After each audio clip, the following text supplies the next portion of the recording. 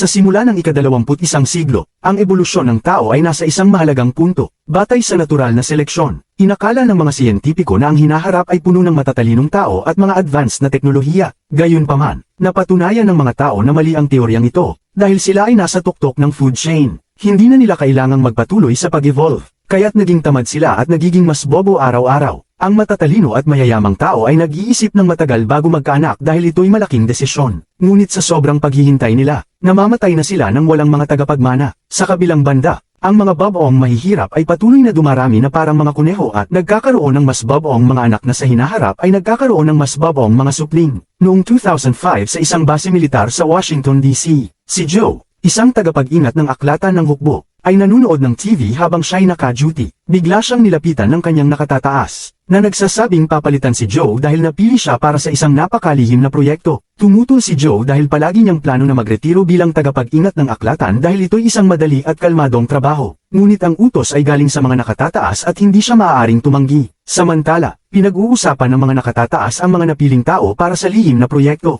Ang kanilang science team ay nakaimbento ng mga hibernation pod para mapreserba ang kanilang pinakamagaling na tao at muling buhayin sila sa oras ng pangangailangan. Kailangan muna nila itong subukan. Kaya napili si Joe dahil siya ang pinakapangkaraniwang tao sa militar at walang pamilya. Kailangan din nila ng babae ngunit dahil walang babae sa hukbo, pinili ng colonel ang isang babaeng manggagawa na si Rita, na madalas na nagbibigay aliw sa mga pribadong party ng hukbo. Babayaran ng hukbo ang hustler ni Rita na si Upgrade at ang kanyang kasaysayan ng krimen ay malilinis. Ang unang pagsubok ay magpapatulog kay Joe at Rita sa loob ng isang taon at ito'y lubos na lihim, na ang ibig sabihin ay walang ibang nakakaalam tungkol dito. Kinabukasan, magkasama sina Joe at Rita sa isang waiting room para sa medical check. Nakipag-usap si Joe kay Rita, na nagkukunwaring isang pintor nang tanungin siya ni Joe tungkol sa kanyang buhay. Nang ipinasok sila ng mga siyentipiko sa mga hibernation pod, binigyan sila ng IV at natakot si Rita. Pinakalma siya ni Joe at sinabing magtiwala siya sa hukbo. Nang aksidenteng mabanggit ni Rita si Upgrade, nagkunwari siya na ito ang kanyang nobyo at inisip ni Joe na ito'y isang Dutch na pangalan.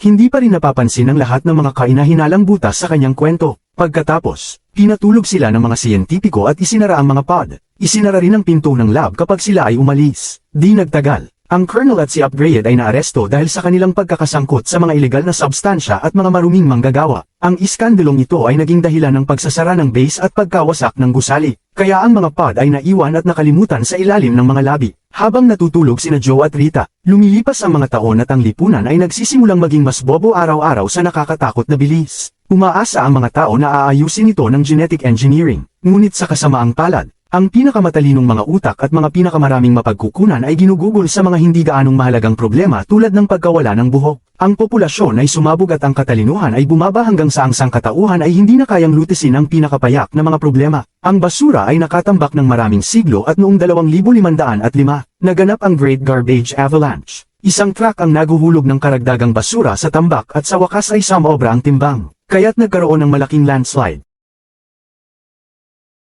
Bumagsak ang tambak ng basura at daladala ang pod ni Joe, na bumagsak sa isang bintana papunta sa apartment ni Frito. Walang pakialam sa sakuna sa likuran niya. Si Frito ay nanunood ng isang napakabobong comedy show sa kanyang higanteng TV. Nag-activate ang pod at nagising si Joe, na nalilito at nahihilo. Patuloy siyang nagtatanong tungkol sa sitwasyon at nainis si Frito, kaya't bumaba siya mula sa kanyang toilet chair at itinapon si Joe palabas ng bintana. Pagkatapos, naghanap si Joe ng tulong. Ngunit ang mga tao ay nagsasalita ng Ingles na halo ng hillbilly, valley girl, at inner city slang kaya't hindi siya makipag-ugnayan sa mga lokal, na tinatawag na mayabang ang kanyang pagsasalita. Habang tumitingin si Joe sa paligid, napansin niya kung gaano na nagbago ang lungsod. Lahat ng bagay ay wasak, may mga patalastas kahit saan, at ang mga tatak ay gumagamit ng mga katawa-tawa o malaswang pangalan. Sa wakas, natagpuan niya ang isang ospital na may pangit na disenyo ng karatula at pumasok. Natagpuan ang mga karatulang parang sa fast food, kalat at dumi kahit saan, at maging mga slot machine. Ang receptionist ay hindi nagsasalita,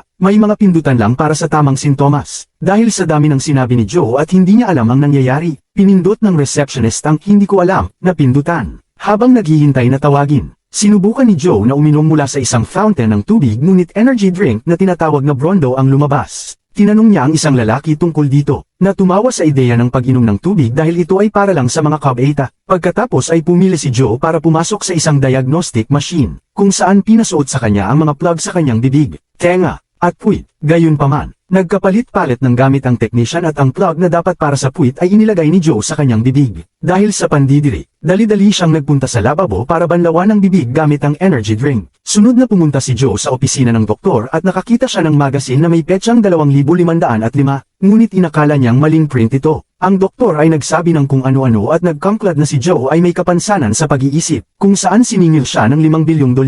Nang tiningnan ni Joe ang bill, nakita niya ang taong 2,505 at sa wakas ay napagtanto niyang nasa hinaharap siya. Habang patuloy na tinatanong ng doktor si Joe tungkol sa kanyang citizen tattoo, pumunta si Joe sa bintana para tingnan ng mabuti ang lungsod. May pagkawasak at kalat kahit saan, at halos walang natitirang matataas na gusali. Napagtanto ng doktor na hindi masken si Joe kasabay ng pag-unawa ni Joe na natulog siya ng 500 taon. Kaya sabay silang sumigaw. Dahil inactivate ng doktor ang alarma, tumakas si Joe. Sa kalye, napansin niya ang mga bagay tulad ng malaking orasan na hindi gumagalaw buong araw at mga karatulang may malaswang mga larawan at murang salita. Pinabayaan ang ekonomiya at pinabayaan din ang mga supply ng pagkain. Pumunta si Joe sa sinihan at nalaman niyang ang tanging pelikulang available ay isang 70 minutong recording ng isang hubad na puwit na tumutugtog ng hangin, na nanalo ng 8 Oscars. Natatawa ang lahat ng tao sa paligid niya. Nang gabing yon, nakita ni Joe ang isang babaeng nagtatangkang kumuha ng fries mula sa isang makina ngunit nabigo. Pagkatapos niyang umalis, pinasok ni Joe ang kamay sa makina para subukang makuha ang fries, ngunit nahuli siya ng pulisya. Napansin nila na hindi siya masken at agad siyang tinakal para arestuhin. Hindi pinansin ang sinabi niyang kasama siya sa hukbo. Sa sandaling yon, napansin niyang malapit lang ang pod ni Rita, ngunit tinakpan siya ng mga pulis ng pepper spray. Sa korte, pinanatili si Joe sa loob ng isang hawla at binabato siya ng mga tao ng kung ano-ano. Ang mga pader ay puno rin ng mga patalastas. Dinala si Joe sa kanyang upuan para sa kanyang paglilitis at natuklasan niyang si Frito ang kanyang abogado, na imbes na ipagtanggol siya, nagreklamo tungkol sa kanyang nabasag na bintana. Parehong abogado at hukom ay nagsasalita ng mga walang kwentang bagay, at ang mga tao sa paligid ay nagsimulang magtapon ng mga insulto. Sinubukan ni Joe na ipagtanggol ang sarili gamit ang makatuwirang argumento, ngunit tinawanan lang siya ng lahat at idineklarang nagkasala. Samantala, si Rita ay nagising din at sinubukang tawagan si Upgrade mula sa isang pampublikong telepono, na nangangailangan ng $2,000 para magamit. Sinubukan siyang bilhin ng isang lalaki para sa kanyang serbisyo, ngunit niloko niya ito sa pamamagitan ng pagkuha ng bayad ngunit sinabihan itong maghintay. Nang tiningnan niya ang mga pera,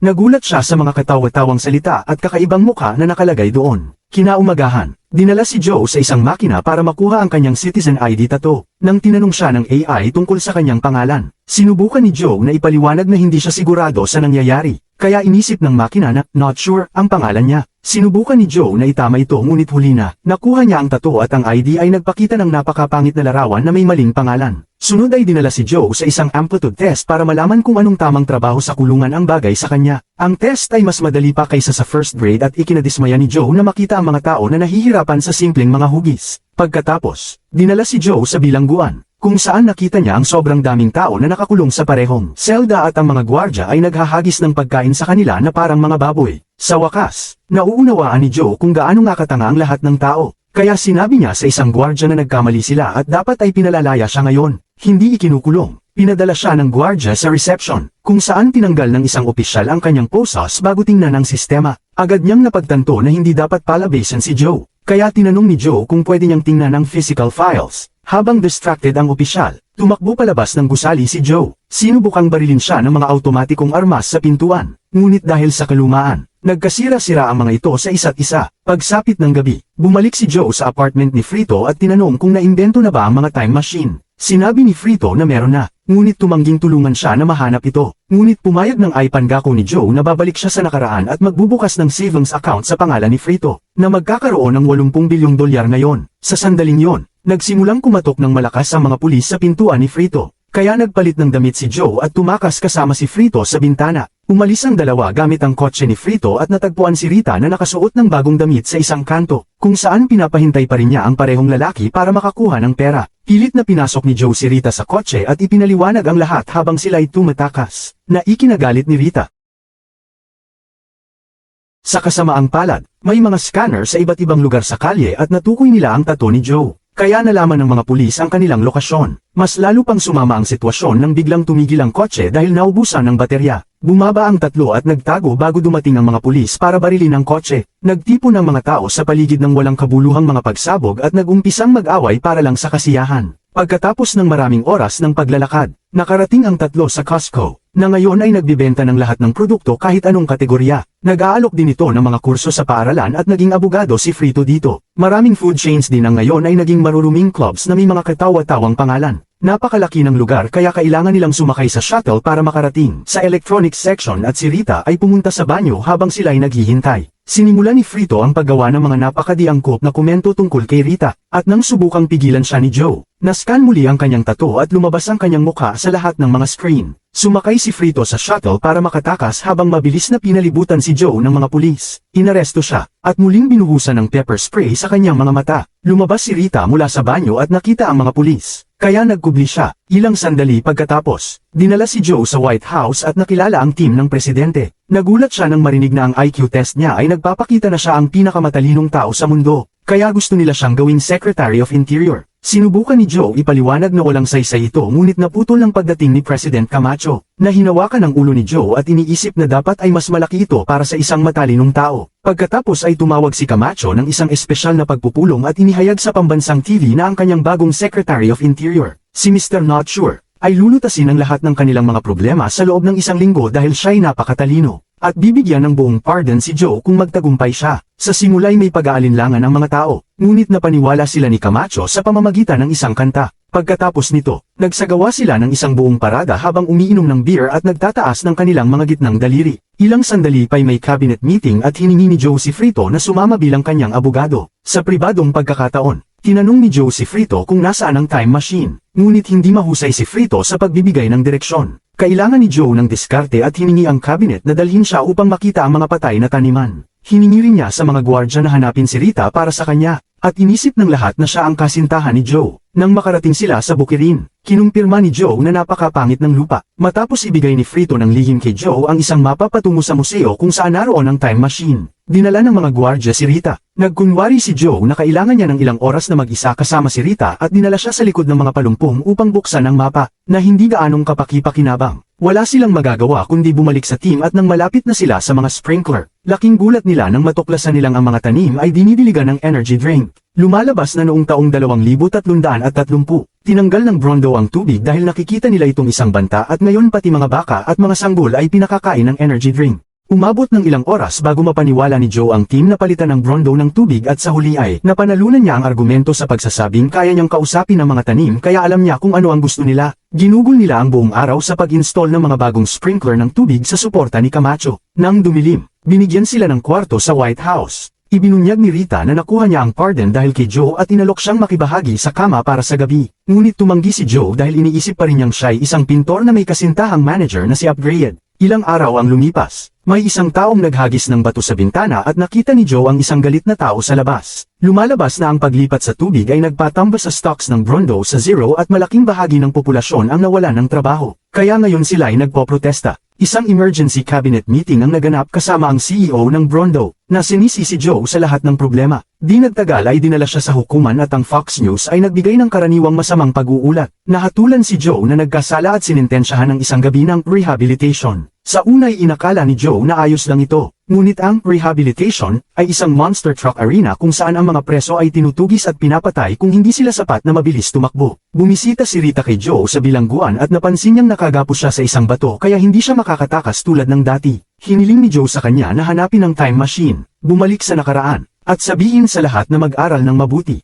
Gabing yon, dumalo pa si Camacho sa rehabilitation at binugbog ng mga tao ang lalaking umaawit ng pambansang awit. Dalawang malalaking truck ang pumasok sa arena na nagpapakita ng mga mapanganib na sandata na kamukha ng isang ari ng lalaki. Ngunit ang nakuha lamang ni Joe ay isang marupok na kotse na may malambot na silicone na ari. Ikinabit ng mga pulis ang bato ni Joe sa likod ng kotse, na some iron ang malaking bahagi nito. Nang pumasok siya, nagsimula ang mga tao na maghagis ng mga bagay sa kanya. Sa White House, nanunood si Frito ng palabas habang nakatanaw si Rita sa bintana. Nasyok siya nang makita ang isang bulaklak na tumutubo sa hardin at hiningi kay Frito na dalhin siya sa arena. Sa kanilang daan papunta doon, nakita nilang talagang tumutubo na ang mga tanim.